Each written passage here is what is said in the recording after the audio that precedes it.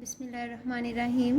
السلام علیکم اسٹوڈنٹس، آج ہم پیج نمبر 22 پر جملے میں خالی جگہ پر کرنا سیکھیں گے۔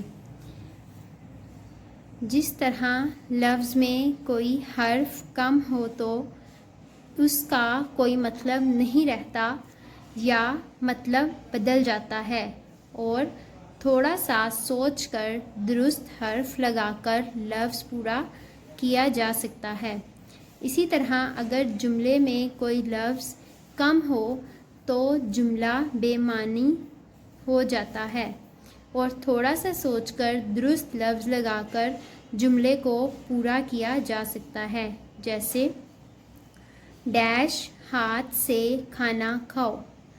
سب اچھے بچے جانتے ہیں کہ کھانا دائیں ہاتھ سے کھانا چاہیے، اس لیے ہم تھوڑا سا سوچ کر اس جملے کو یوں پورا کر سکتے ہیں، دائیں ہاتھ سے کھانا کھاؤ۔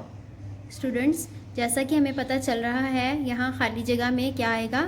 دائیں، تو جملہ پورا بن جائے گا دائیں ہاتھ سے کھانا کھاؤ۔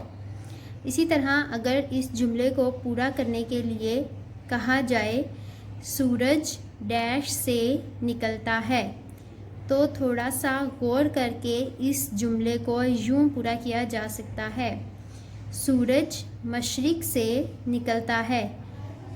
اسٹوڈنٹس، ہمیں تھوڑا سا سوچنے پر ہی پتہ چل جاتا ہے کہ سورج ڈیش سے نکلتا ہے، مطلب سورج مشرق سے نکلتا ہے۔